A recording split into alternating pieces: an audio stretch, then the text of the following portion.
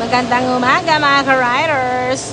Meron kami ditong Euro 110. I-overhaul siya. Kasi nalasing kagabi. Joke lang. Butas ang crankcase nito. Ayun. Butas ang crankcase. Kailangang hinangin.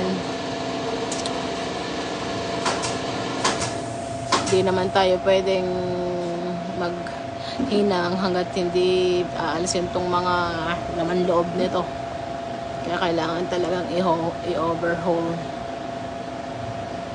Ngayon, inaabot lang naman to ng mga isang araw. 275 by 17 interior.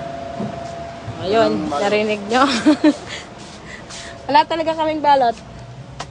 Ayan, that's all for today's video guys. Abang